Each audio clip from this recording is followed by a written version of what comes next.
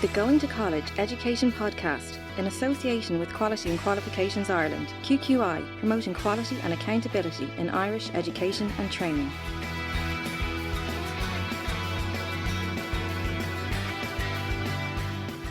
Hello and welcome to the Going to College series with me, Donnchadh O'Mahony, in association with QQI. This two-part series will help you to prepare for a busy few weeks ahead as you weigh up your college choices and get ready for exciting life in college. For this, the second episode, we're discussing how to make the most out of your college years, what you can expect on campus, as well as some practical tips and advice to experiencing everything that college has to offer. And I'm delighted to be joined by Beth O'Reilly, President of the USI, Scott Ahearn, Student Counsellor with TU Dublin, and Dr. Pádraig Walsh, CEO of QQI.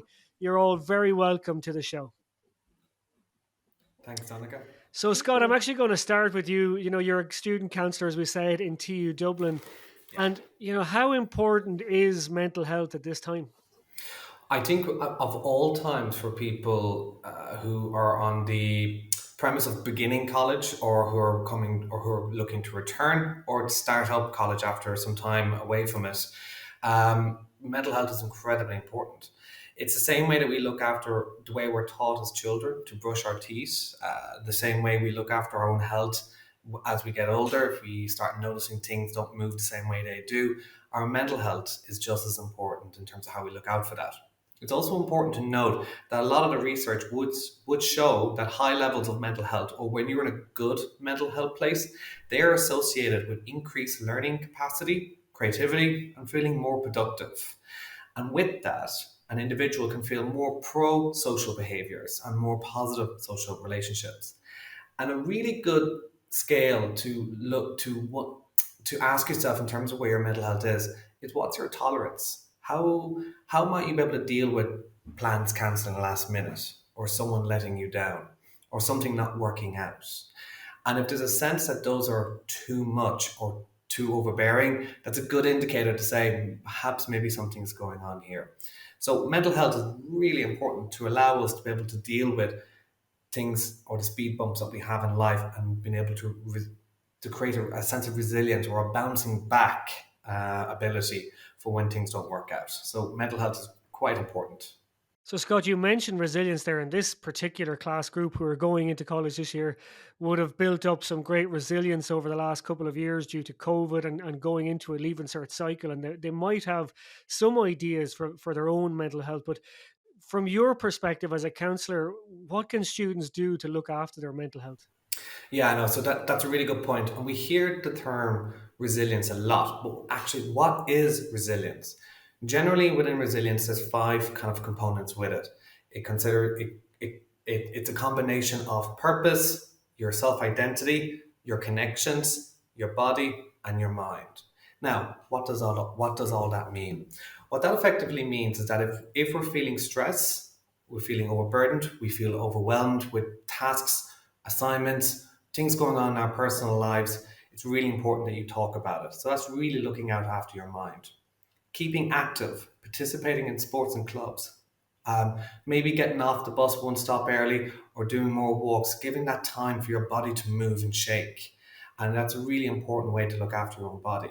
It's also important when we're looking after our mental health, not to be a party pooper here, but we also have to consider about drinking sensibly, or at least trying to. So be mindful of your relationship with alcohol. Do you find yourself blacking out? Do you find yourself passing out? Are you harming yourself or hurting yourself?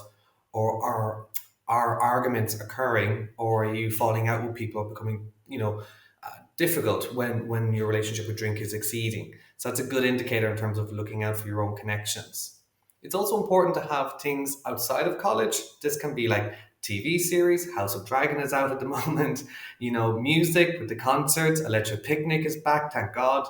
And also having identity outside of college. And that can be done through your relationship with family, with friends, with a part-time work. Setting small goals is really important. So be sure to look at your to-do list. The small wins do matter in terms of keeping on top of your attendance, your assignments, but knowing when you're missing or coming close and you feel there's a question mark whether you can do something in time, to reach out and talk to an academic or student services. And then just the last two is just sleep. The research that's actually coming out from the US and the UK, it is becoming increasingly prevalent that poor sleep links to very poor resilience in terms of your mental health and being able to feel productive or to participate in day-to-day life. So it's really important to acknowledge those 8 hours. And for many young people who are listening to this podcast, you this evening, after listening to this, will be charging your phone. You need to do that for your own body and your own mind as well. And if it all becomes too much, book an appointment with your student counselling service or the student services such as chaplaincies, careers, the health centre, or linking in with your peer mentor or peer supporters that are on different campuses across the island. Yeah, I'm a big proponent of sleep, all right, Scott, and I've often watched some talks. Matt Walker, who's a sleep specialist, you can see them on YouTube. He does TED Talks and all, and he shows the importance of sleep. But Scott, you also mentioned physical exercise. As a guidance counselor, I often say to my students about the importance of physical exercise for your mental health. For me, even going out for a walk clears the mind, and it's as good for your mental health as anything else. What's your perspective on that? Well, if we look at, and forgive me for using the word symptoms, but if we look at what's displayed when someone's going through a tough time in their lives, whether it be anxiety, low mood, stress, this can relate to difficulty of breathing or experiencing a panic attack, not able to focus or concentrate, getting overtly emotional or maybe argumentative at times. Exercise is a great way to alleviate or to lower those, but also to boost your self-esteem and to help yourself to feel productive.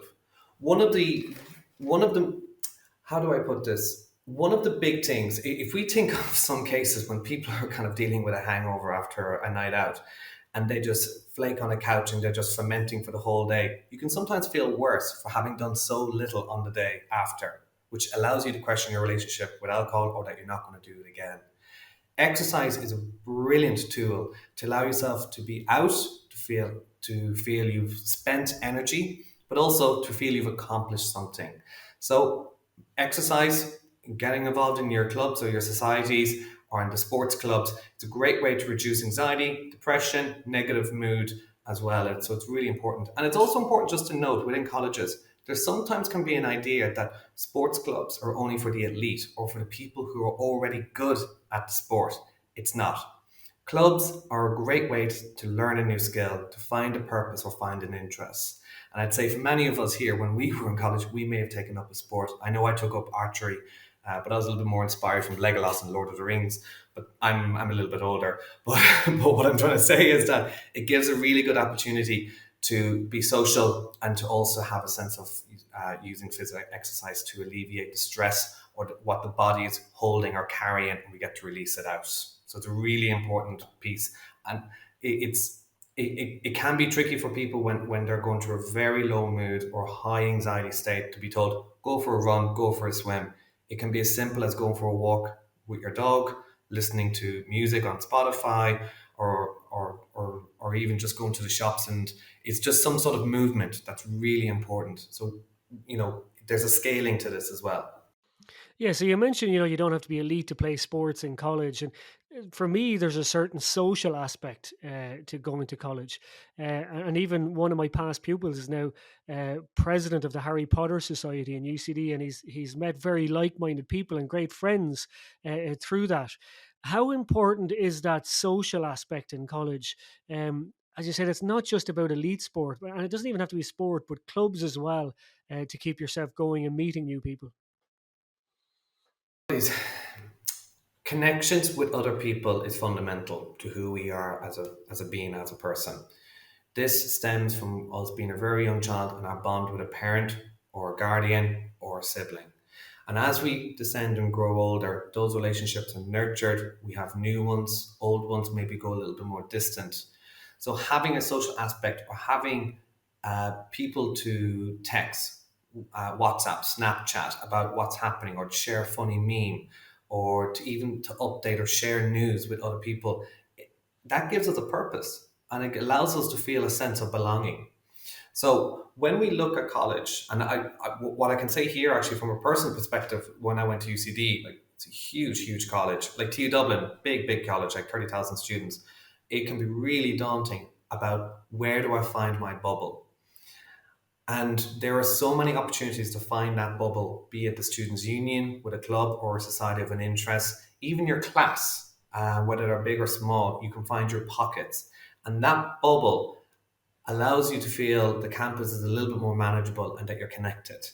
But that doesn't always work out for everyone straight away. There can be a sense of loneliness, but it's really important that if we know people already in college, to look at inviting them or to be invited to social activities that are going on, but also to, when you see a poster for a debate or a society event that's going on, give it a go, give it a try.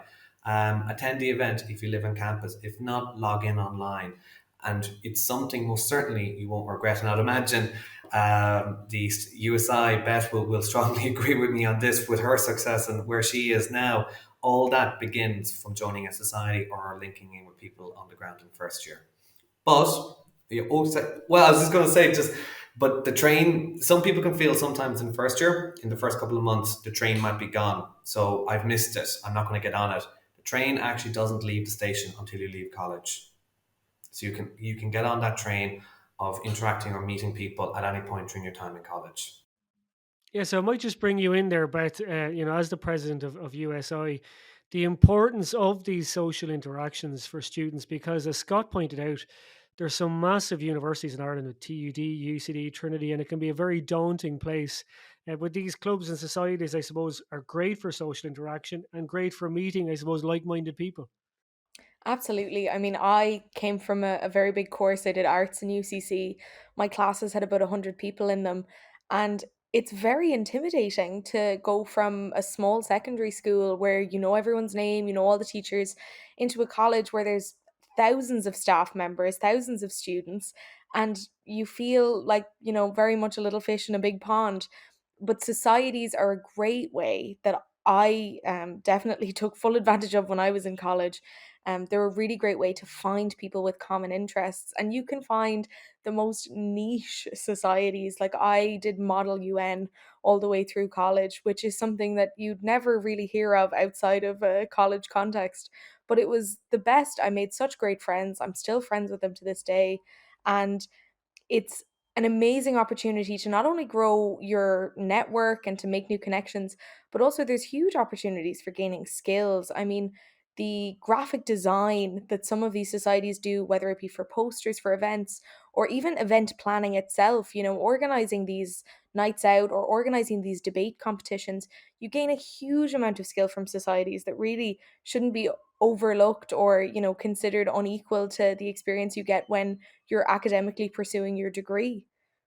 And I know for most universities, if the society is not in existence, that they will have some funding to start that society. So Scott mentioned House of Dragon earlier on. I'm sure there isn't, but there should be a House of Dragon society now as well. Well, I'm just going to come back to you there, Scott. And a very important question: what about the professional help that's available in college? I know sometimes there's a GP service or, like yourself, a counselling service. What's important for students to know about going to these colleges?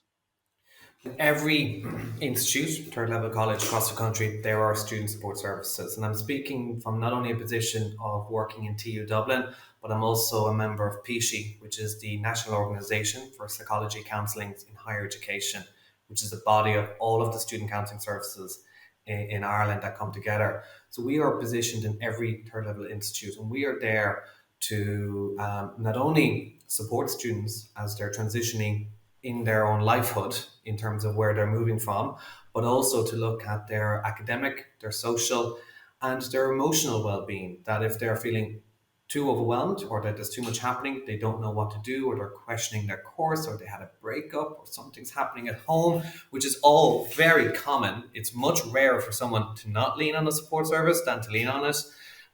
We're here for those individuals and groups and for the families as well. In addition to student counselling, you're absolutely right, Donnchadh. We have some colleges have GP-led services. Some even have psychiatry services. Others would have a nurse-led practice. So they would be called a student health centre, those ones, where it differs from college to college, where some might be free and some might be a very small cost to it.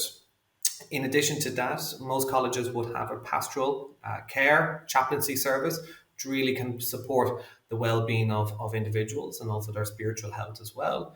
We also, in many colleges, would have student advisors. That term can be a little bit different from college to college, but generally there's kind of a staff member who's there to really be a one-stop shop to really resource students in terms of their needs. There's also the Students' Union, which I know Beth will be flagging as well, and they're an incredibly important service. And also there's probably two more just to mention in terms of the academics themselves. I don't want to not say that, because the academics also hold a pastoral level care role as well at times, and they're there to guide students through their academic journeys, but also in terms of potentially careers or whatever options that they have.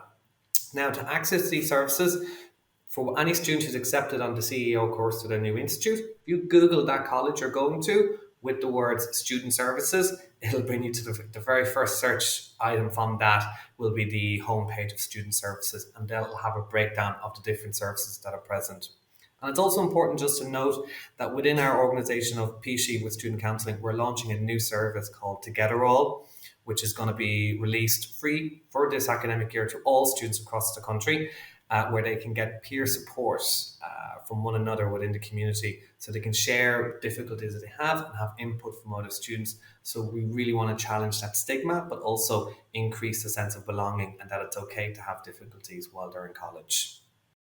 Excellent. It's great advice, Scott. And Beth, going back to you, we have to mention the elephant in the room, the accommodation crisis in Ireland at the minute. I actually recently met a student who won't be able to accept her offer in Galway because she just can't get accommodation and it's not commutable for her at all. What's the feeling in UCI about this crisis, or USI, sorry? It's incredibly difficult. I mean, we've always had issues with accommodation in Ireland. There's not an awful lot of purpose-built student accommodation, and so students, for the most part, have been relying on the private market. So you hear of a room online that's available in a private house, and you send your Facebook messages, or you're on Daft every day looking for a room, or you just hear of it through a friend that's leaving the house, and that's typically how students in Ireland have been able to secure accommodation for the past few years. It's a very different model in the UK or in other European countries, where they have more purpose-built student accommodation complexes located on campuses. We don't have as much of that here in Ireland. So there's always been an issue with affordability, in that, especially in the larger cities, people have realized how desperate students are for accommodation, and as a result are trying to make as much money from that situation as they can. So we have students that end up paying upwards of €1,000 a month for a single room in either in a private student accommodation complex, or even in a house that's shared with others. So with Irish student accommodation, what we did have a lot of in the market were digs, or the rent a room scheme, which is essentially a room in a family home that the family would offer up to a student. Um, During the pandemic, a lot of people obviously felt quite uncomfortable with letting a student into their home, which, makes sense. But as a result, a lot of those people didn't return to the market after the pandemic had kind of subsided a bit. So we've now got a huge shortage in the amount of digs that used to be available. It was always just to hold us over until such a time as we had enough student accommodation. But it's being used as a long-term solution now for the most part, because there simply isn't enough student accommodation, and we don't see enough affordable student accommodation being built. So this year we've got a huge shortage across the board nationally, even in the more rural colleges. There's a lot of accommodation complexes that have converted their use from student specific accommodation to moving into the private market, because the student accommodation crisis is just one leg of the housing crisis as a whole. And so for some accommodation providers, they've moved into the private rental market as a way to secure long-term tenancies, to have that security. But for others, we're just seeing people leaving the market. And as a result, there's a huge number of students who I've spoken to, and who our student union officers have kind of been working with, that either have deferred their year as a result of not securing accommodation, or there's a huge amount of international students as well that have actually postponed coming to Ireland to pursue their education, because they weren't properly informed of the scale of the problem, because nobody, when we're advertising higher education in Ireland, we don't want to say, we have this amazing higher education service, but you won't have anywhere to live. But we have to start being honest about it. We can't sweep it under the rug, because we do have students that are looking to come here to study, but can't because they don't have a home. And Beth, what would your advice be to first years, for example, who've just gotten a first round CEO offer and they're having difficulty getting accommodation? Who do they contact? Is it a student union? Is there an accommodation office at colleges? Who exactly would they contact? So for some colleges, there are dedicated accommodation offices that would help put you in touch with, houses in the local area that are either offering up rooms for rent or offering up dig services. So if your college has an accommodation office, the best way to find that out is by contacting your SU. So your SU should always be your first port of call. A lot of students' unions have started specific accommodation groups on Facebook or on their own websites where they can advertise rooms available, and they can put students in contact with people who are offering up rooms. It's also a place where students can put out there that they're looking for a room, because sometimes I feel like when you're first starting college, you don't know that network, you don't have that college community yet. So when you're looking for a room, you're kind of just shouting into the ether, hoping that someone will house you. So the Students' Union can put you in contact with their local network of people who are helping each other find accommodation, who are sharing the rooms that are available. And hopefully, for the most part, we'll be able to get as many students housed as possible, whether that be through digs or through private accommodation. But ultimately, what we just need to see is more student accommodation being built so that we don't have this problem again next year. So, Beth, one of the biggest transitions in life for a person is going from secondary school into third level. And it's very different from anything they would have experienced before. What can students expect going to third level, and how is college different to what they've been used to? I think one of the major differences is the amount of freedom you have, which can absolutely be a blessing and a curse. Um, a lot of your learning is being led yourself. You have to direct your own learning. You have to do your assignments when you get them and not put everything off until the day before it's due. And it's difficult to police yourself in that way and to set those restrictions for yourself, because when we come from secondary school, you have uh, 8 or 9 classes every day, you've got homework every day, you have that mindset of, okay, I've got class from now until the evening, I've got homework then 2 hours to do that in the evening, and then I can do what I want. But in college, because your timetable is a lot more free, can spread out your assignments over longer periods of time. I think sometimes people struggle with directing yourself in that same way that we did in secondary school in the college environment, because the structure is so different. So, one piece of advice that I would give to people is to not completely break that habit of timetabling yourself out the way you would have done in secondary school. You'll obviously have your class timetable, but it is definitely worth setting up a study timetable or an assignment timetable for yourself as you get work, so that you don't end up procrastinating until the last minute. There's so much going on in colleges all the time. There's so many events, there's so many clubs and societies. And at the start, you absolutely just want to take it all in. And it can be very easy to overwhelm yourself with the amount of choices available. So if you set aside specific time for engaging in your academic work, then you can build your social activities around that, while making sure that you're not losing that kind of sense of keeping time and that structure that we would have brought with us from secondary school, because it can be very difficult to manage at the beginning. And your student union education officer is always on hand to deal with any education queries you have, any issues you have about assignments.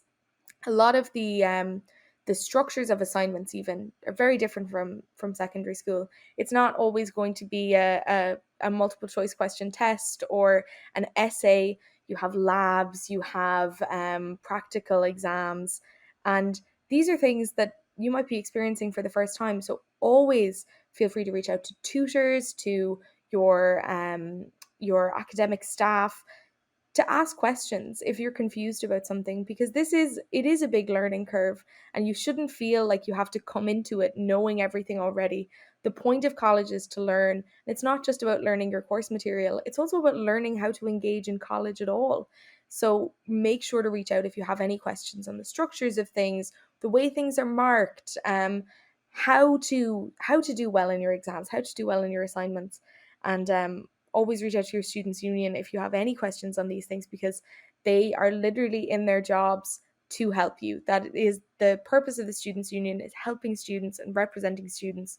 So I would urge absolutely every student who's encountering difficulties or has concerns to get in contact.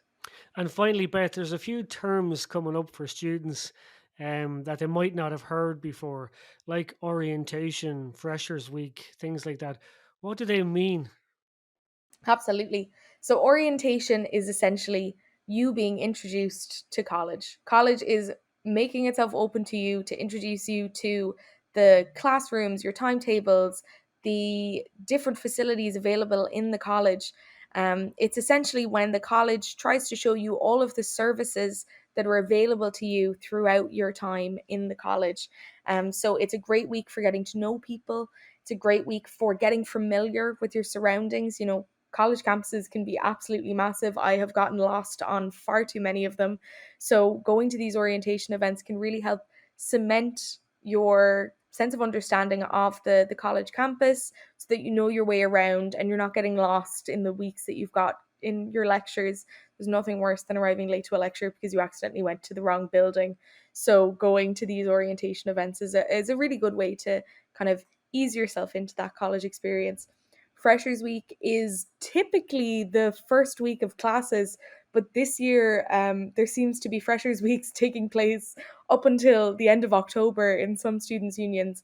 And it's essentially a welcome from your students' union. The Freshers Week would be organised by the students' union and clubs and societies as a way to show you what events and activities are available on campus. So while orientation is the more academic, college focused side of things, Freshers Week is the students showing you what a great place you are learning in for the next 4 years. And all of the things that you can do outside of your academic work, whether that be clubs, societies, class rep elections, the different facilities they have on campus for events, or the different facilities available in the local community for events. So your students union will most likely have a big Freshers Week timetable up on either their Instagram or their website, or you can get in contact with them for more information. But it is an absolutely great way to meet people. Everyone who's going to these Freshers Week events is going to be in the same situation as you. They're just starting out. They're looking to make connections for the year to come. So go with an open mind. You never know what you'll find that you're interested in during these events. You could end up going to a society event for something that you've never heard of before and make the best friends you'll have for life and discover a new skill. But it is a great way to engage in that social aspect of college, as well as making connections in your classes, and getting to know people, so that you have someone to rely on when you have to ask, what was the homework last week, or did you take notes in this lecture, my laptop died. Making those connections is so important for the entire college experience. And you gave a great tip there, Beth, and it's something I'd encourage students to do, to follow the social media pages of these different colleges, groups, societies, and they generally post a lot of information there. I'm just going to bring in Dr. Pádraig Walsh, who's CEO of the QQI. Pádraig, how will teaching and learning be different for students going to college than it was previously for them? I suppose a couple of years ago, this would have been relatively easy to answer, but March 2020, we had this big switch to remote learning on an emergency form, and then we really haven't had things fully normal since then. And there's still people in hospital. I just checked, there's 13 people in ICU with COVID and 250 people in hospital with it. So there's always the chance that we will have to go through some of this again. I think that's something that students will have to prepare for. What we showed a couple of years ago is that it was possible to teach and examine remotely, but we did it in an emergency form. So people have had a bit more time to prepare for that now. But I would caution students that it's possible that this will happen again and that we will have to go through this process. But hopefully, academics have had much more experience with planning this. But there are challenges with that. There are positive sides to hybrid learning. We found that people are who may have found it more difficult to come to college or engage with college can in fact participate because they don't have to be there all the time. But we meet the university's QQI leadership every 2 years or so. We met all of them individually, all the different universities, TUs and IOTs this summer. One of the things that we did find is that when there was a mix of in-class and remote lectures, that a lot of students got disengaged and just felt, if I've only got one lecture, I'm not really going to go in because it's not worth my while. And that's something that we have to be, I think, careful about in terms of how we plan. It's hard to know what the actual full impact of that is, but it could be different again, the way that we're doing things. Yeah, and I think students would have seen the benefits of remote learning from their own experiences in secondary school. With Google Classroom became a bigger thing, teachers recording videos, particularly for maths problems, things like that. So they're going to see that in university as well, where they're going to take the benefits that we learned in COVID and bring them into the classroom, which, as you said, Porrick, should be a positive for students. How are students more vulnerable to academic cheating websites with a move to greater remote assessment, Porrick?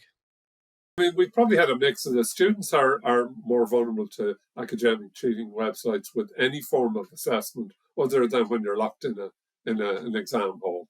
But the real challenge has been there's been a large increase in the websites that offer these services. They're very clever in how they do it. They don't say, we will pay you or we will assist you in cheating. They say, need help with your assignments. We can help you with that. They're very clever in terms of even down to inserting themselves into WhatsApp groups, whereby people think that this is just another person trying to assist them. I think the important thing for students to know is that offering or hosting these are illegal, and that students who submit assignments from these services have been subject, in many cases, to blackmail by the users of these sites. So it doesn't go away afterwards. The student themselves doesn't get prosecuted in law, but they may have to go through the disciplinary procedures within the college. So it's very important that people are aware of these things. If it sounds too good to be true, it's probably too good to be true. No, and you're right, Porrick, and they should face disciplinary. Like, what if I'm a student who's going by the book and doing what I'm told to do, and then you have these other students using the cheating websites? I think it's only fair. But what supports are in place to help students, I suppose, avoid these pitfalls?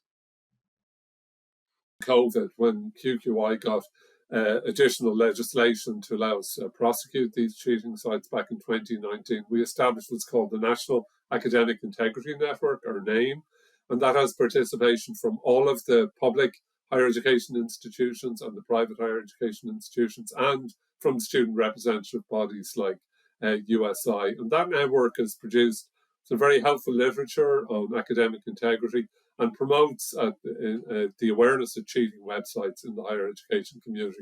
And it's very important for the student reps to do that, for class reps to do it, and for individual academics. But the academics also have a responsibility.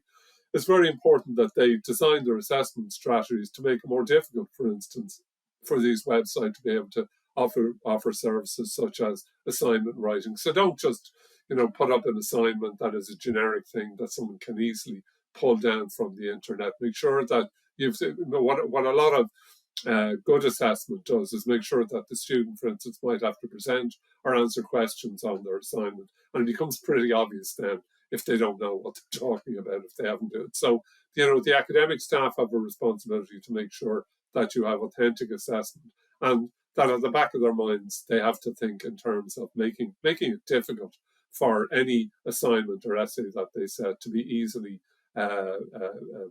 prone to an academic cheating service. Yeah, that's some great advice, Porrick, and you've given me some ideas about how I'm going to assess my students from now on.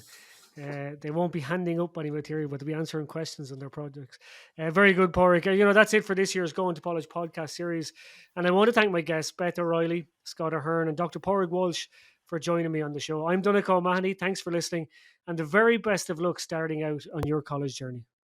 The Going to College Education Podcast, in association with Quality and Qualifications Ireland, QQI, promoting quality and accountability in Irish education and training.